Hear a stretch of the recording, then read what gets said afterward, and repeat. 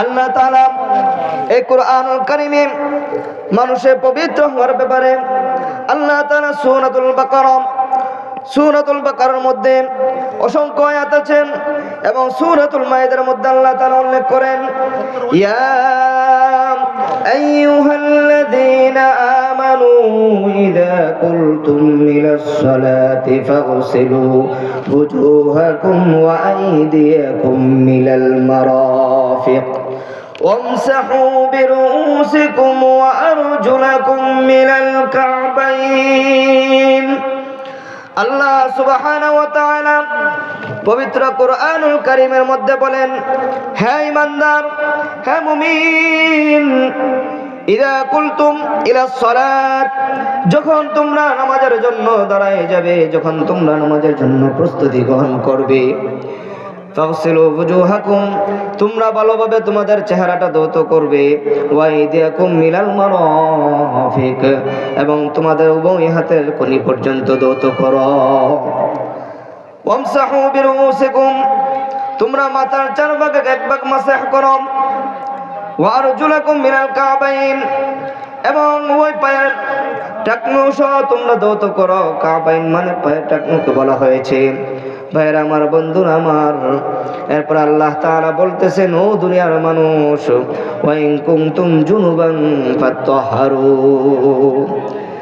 এবং তোমরা অপবিত্র থাকলে পবিত্রতা অর্জন করো শুধু তাই নয় আল্লাহ সুবহানাহু ওয়া তাআলা আরো বলেন ওয়া ইন কুনতুম মারদা আও আলা সাফারিন আও জাআ আহাদুম মিনকুম মিনাল গায়তি আও লামাসতুমুন নিসা ভাইরা আমার বন্ধুরা আমার যদি তোমরা অসুস্থ থাকো অথবা যদি তোমরা সফরের মধ্যে থাকো অথবা যদি তোমরা খাজাখানা থেকে বের হও অথবা বাথরুম থেকে বের হও তখন তোমরা ভালোভাবে ওযু করো আওলা মাসতুমুন নিসা অথবা যদি তোমরা স্ত্রীর সাথে সহবাস করে আসো তাহলে তোমরা ভালোভাবে পবিত্রতা অর্জন করো সুবহানাল্লাহ হার হালাতে তোমরা ভালোভাবে পবিত্রতা অর্জন করো কেননা পবিত্রতা হলো ঈমানের একটি অংশ রাসূলুল্লাহ সাল্লাল্লাহু আলাইহি সাল্লাম বলেন আত-তুহুরু শাতরুল ঈমান পবিত্রতা এমন একটা বিষয় এমন একটা জিনিস সেটা হলো ঈমানের একটি অংশ ভাইরা আমার বন্ধুরা আমার এই জন্য পবিত্রতা রাসূলুল্লাহ সাল্লাল্লাহু আলাইহি সাল্লাম অসংখ্য হাদিসের মধ্যে এই পবিত্রতা ব্যাপারে বলেছেন ও আমার উম্মত তোমরা সুন্দরভাবে পবিত্রতা অর্জন করো পবিত্রতা অর্জনের মাধ্যমে আল্লাহ তাআলার ইবাদত বندگی করো তাহলে তোমাদের ইবাদত বندگিগুলো কবুল হয়ে যাবে আর যদি পবিত্র না থাকো পবিত্রতা অর্জন না করো তুমি যতই ইবাদত বندگی করো না কেন এই ইবাদত বندگিগুলো কবুল হবে না এই জন্য পবিত্রতা এমন একটা বিষয় সর্বপ্রথম পবিত্রতাকে তিন ভাগে ভাগ করা হয়েছে এক নম্বর পবিত্রতা হলো সাউবুন কাপড়ের পবিত্রতা দুই নম্বর পবিত্রতা হলো বদন শরীরের পবিত্রতা তিন নম্বর পবিত্রতা হলো কলবের পবিত্রতা ও দুনিয়ার মানুষ তোমার দুনিয়ার মধ্যে চলার ক্ষেত্রে তুমি যেমন কাপড় চোপড় পরো এই কাপড়গুলো যদি পরিষ্কার থাকে এই কাপড়গুলো পরিষ্কার থাকার কারণে তোমার ইবাদত বندگিগুলো কবুল হয়ে যাবে সুবহানাল্লাহ আমরা অনেকে কাপড় পরি কিন্তু কাপড়টা কি পবিত্র না অপবিত্র সেই দিকে লক্ষ্য করি না ঠিক আবার দেখা যায় অনেকের কাপড়ের মধ্যে অপবিত্রতা লেগে আছেন আমরা খেয়াল করি না ওই কাপড় পরে 5 ওয়াক্ত নামাজ পড়তেছি ওই কাপড় পরে বিভিন্ন ভাবে কোরআন তেলাওয়াত করতেছি ওই অপবিত্র কাপড় পরে আল্লাহ তাআলার ইবাদত করতেছি ভাইরা আমার বন্ধুরা আমার এইজন্য কাপড়টা পবিত্র রাখা অত্যন্ত জরুরি অত্যন্ত গুরুত্বপূর্ণ বিষয় আর এই কাপড় যদি না পাক থাকে তাহলে তোমার ইবাদতগুলো পরিপূর্ণভাবে আদায় হবে না সুবহানাল্লাহ এই জন্য ভাইরা আমার বন্ধুরা আমার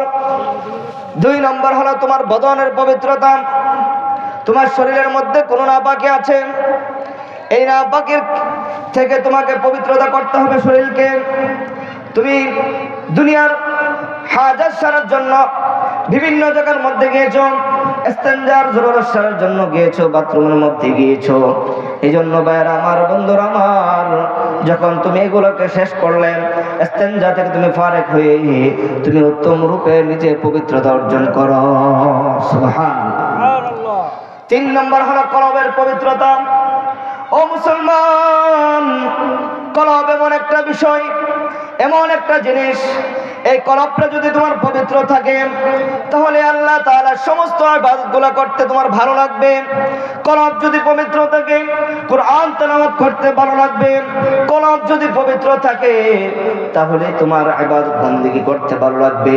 ভাইরা আমার, বন্ধুরা আমার, কলব এমন একটা জিনিস, এই কলবটা যদি পবিত্র রাখো তাহলে তুমি সব ইবাদত আল্লাহ তাআলার জন্য করতে পারো। সুবহানাল্লাহ।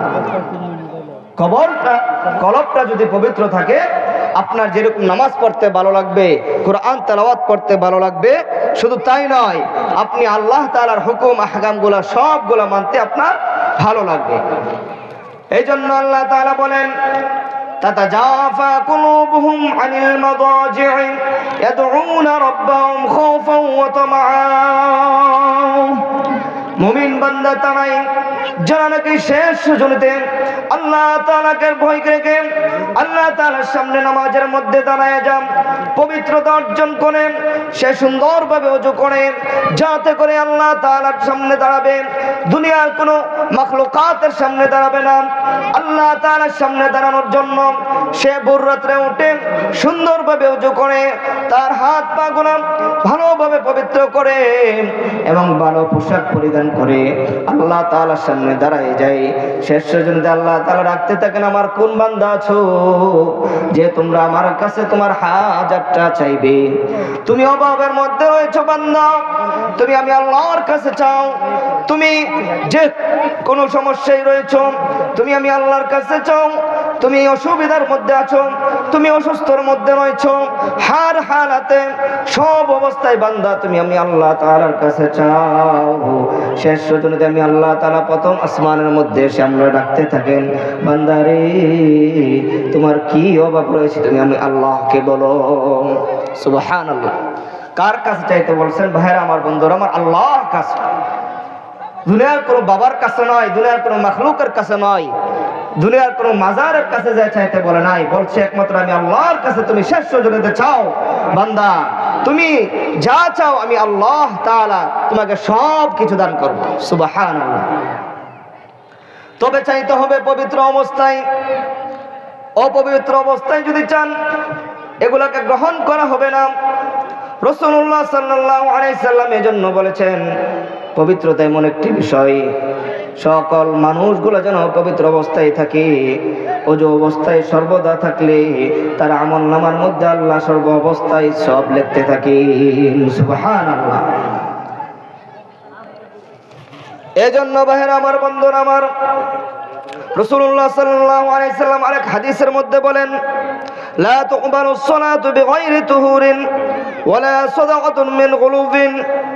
ওই ব্যক্তির সালাত কবুল হবে না, ওই ব্যক্তির নামাজ কবুল হবে না যদি সে পবিত্র অবস্থায় নামাজ আদায় না করে।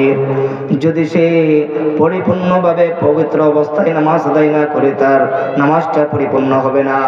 এবং সে আমানতের টাকা যদি দান করে, তার এই দান কোনো আল্লাহ তাআলা কবুল করবে না, গ্রহণ করবে না।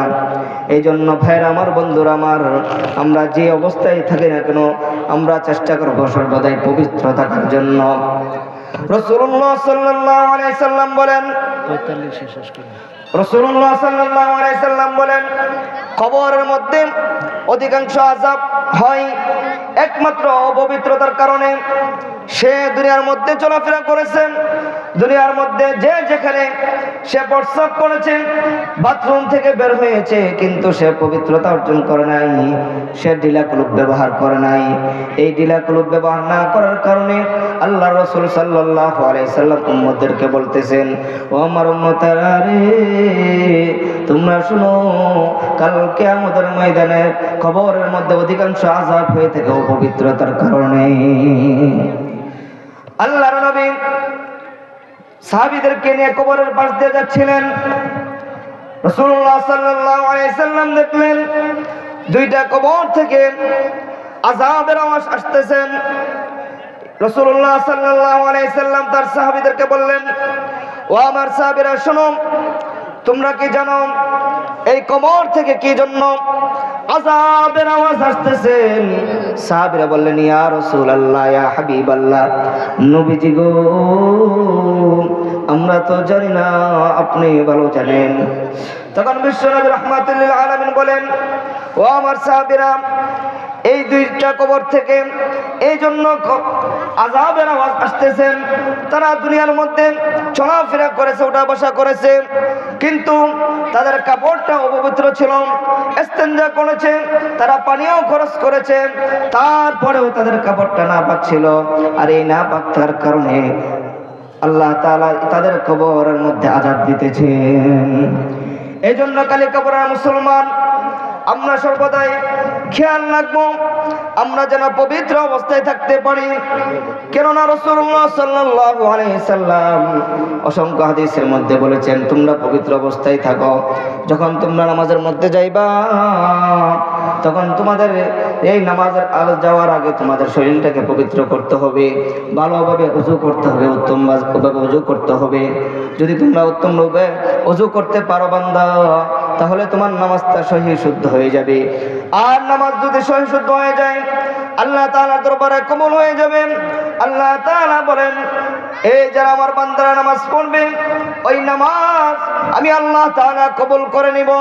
যারা পাক পবিত্র অবস্থায় নামাজ পড়বে, একমাত্র আমি আল্লাহকে রাজি খুশি করার জন্য নামাজ আদায় করবে, আমি আল্লাহ তাদের নামাজটা কবুল করে নিব। আর এই নামাজ যদি আমাদের কবুল হয়ে যায়, তাহলে আমাদের দুনিয়াত কোনো ফিকির থাকবে না, রিজিকের অভাব থাকবে না। আল্লাহ তাআলা এই রিজিককে আমাদের জন্য এমনভাবে আল্লাহ তাআলা নির্ধারিত করে দিবেন, আমরা কোনোদিন কল্পনাও করতে পারবো না কোথায় থেকে রিজিক আসতেছে। সুতরাং সব কিছুর ক্ষেত্রে আমাদের পবিত্রতা অর্জন করতে হবে। আমরা নামাজের মধ্যে দাঁড়াই, নামাজের বাইরে ভিতরে আমাদের ফরজ আছে 13টি ফরজ, নামাজের বাইরে 7 ফরজ, ভিতরে 6 ফরজ। এরকম ভাবে এই নামাজের ফরজগুলো আমরা যথাযথভাবে আদায় করি। যেমন শরীর পাক, কাপড় পাক। শরীরটা যদি আমাদের পাক হয়, তাহলে কাপড়টাও পাক হতে হবে। নামাজের জায়গা যেখানে নামাজ পড়বো, ওই জায়গাটা পাক হতে হবে। এবং পুরুষের জন্য সতর ডাকতে হবে নামাজের মধ্যে। পুরুষের সতর কতটুকু? হাঁটু থেকে নিয়ে নাভি পর্যন্ত। আর মা বোনদের পুরা শরীরটাই সতর, এবং তাদের শুধু পাটা বাদে সমস্ত শরীরটা সতর। এটা বেশি খেয়াল রাখবো ভাইয়ের আমার, বন্ধুরা আমার। যখন নামাজের মধ্যে দাঁড়াবো, যখন আমরা নামাজের মধ্যে দাঁড়াবো, তখন আমরা অবশ্যই খেয়াল রাখতে হবে আমাদের শরীরটা পাক কিনা এবং আমাদের কাপড়টা পাক কিনা। আমরা যে জায়গার মধ্যে নামাজ পড়তেছি, ওই নামাজের জায়গাটা পাক কিনা। আল্লাহ রাসূল সাল্লাল্লাহু আলাইহি সাল্লামকে বলেন, আল্লাহ তাআলা বলেন, নবীজি, আমি আপনাকে এমন 5টা নিয়ামত দান করেছি, যেই নিয়ামতগুলো পূর্বের কোন নবী রাসূলকে আমি দান করি নাই। এর মধ্য থেকে একটি নিয়ামত হলো, ইয়া রাসূলুল্লাহ, ইয়া হাবিবাল্লাহ, নবী গো, এমন একটি নিয়ামত দান করেছি, আমি আপনাকে তামাম পৃথিবীতে আমি আপনার জন্য পবিত্র করে দিয়েছি। আপনি যেখানে ইচ্ছা সেখানে নামাজ আদায় করতে পারেন। সুবহানাল্লাহ। পুরা পৃথিবী আল্লাহ তাআলা বিশ্বনবী রাহমাতুল লিল আলামিনের জন্য একবারে পাক করে দিয়েছে। আপনি যেখানে ইচ্ছা সেখানে নামাজ আদায় করতে পারবেন। তবে যেখানে অপবিত্র, সেটাকে আমরা পবিত্র করে নামাজ আদায় করতে হবে। ভাইরা আমার, বন্ধুরা আমার, আল্লাহ রাসূল সাল্লাল্লাহু আলাইহি সাল্লামকে আল্লাহ তাআলা বলেন, বন্ধু আমার, আমি আপনাকে আরেকটি নিয়ামত দান করেছি। এই নিয়ামতটি হলো গনিমতের মাল আপনার জন্য বৈধতা করা হয়েছে। গনিমতের জন্য আপনার মালকে বৈধ করে দেওয়া হয়েছে। ভাইরা আমার, বন্ধুরা আমার, আল্লাহ রাসূল সাল্লাল্লাহু আলাইহি সাল্লামকে আল্লাহ তাআলা বলেন, বন্ধু আমার, আমি আপনাকে অসংখ্য নিয়ামত দান করেছি। এর মধ্যে থেকে একটি নিয়ামত হলো, আপনার উম্মত যদি দুনিয়ার মধ্যে গুনাহ করে, আপনার উম্মত যদি আল্লাহ তাআলার নাফরমানি করে, আমি আল্লাহ সুবহানাহু ওয়া তাআলা এই নাফরমানির জন্য দুনিয়ার মধ্যে তাদেরকে পাকড়াও করি না। এই নাফরমানির জন্য আমি আল্লাহ তাকে দুনিয়ার মধ্যে কোনো শাস্তি দেই না। অন্য অন্য নবীর উম্মত যারা গুনাহ করত, যারা আল্লাহর নাফরমানি করত, তাদেরকে আল্লাহ তাআলা দুনিয়ার মধ্যে তাদের কবরের মধ্যে লেখা হতো সেই গুনাহে লিপ্ত ছিল, সেই আল্লাহ তাআলার এই নাফরমানি করেছেন। বন্ধু আমার, আমি আল্লাহ তাআলা দয়া করে মায়া করে আপনাকে এমন এমন নিয়ামত দান করেছি। এর মধ্য থেকে একটি নিয়ামত হলো বন্ধু, আমি আপনার উম্মত যতই গুনাহ করুক না কেন, আমি আল্লাহ তাআলা তাদেরকে ক্ষমা করে দিয়ে দুনিয়ার মধ্যে সেই কোনো গুনার জন্য আমি তাদেরকে পাকড়াও করি না। আল্লাহ তাআলা এক আয়াতের মধ্যে বলেন, লা তাকুনাতু মির রাহমাতিল্লাহ ইন্নাল্লাহা ইয়াগফিরুয যুনুবা জামিআ। আল্লাহ তাআলা বলেন, ও দুনিয়ার মানুষ, তোমরা দুনিয়ার মধ্যে চলতে গিয়ে কত গুনাহ করেছো, তোমরা দুনিয়ার মধ্যে চলাফেরা করতে গিয়ে আমি আল্লাহর নাফরমানি করেছো, রাসূল সাল্লাল্লাহু আলাইহি সাল্লামের কথা অমান্য করেছো। শুধু তাই নয়, আমি আল্লাহ তোমাকে এত সুন্দর করে বানিয়েছি, আমি আল্লাহকে তুমি অস্বীকার করেছো। শুধু তাই নয় বান্দা, তোমাকে নাজ নিয়ামত দিয়ে সব দিয়ে আমি দুনিয়ার মধ্যে প্রেরণ করেছি, তারপরও বান্দা তুমি আমি আল্লাহকে স্বীকার করো না, তুমি আমি আল্লাহকে ভুলে গিয়েছো।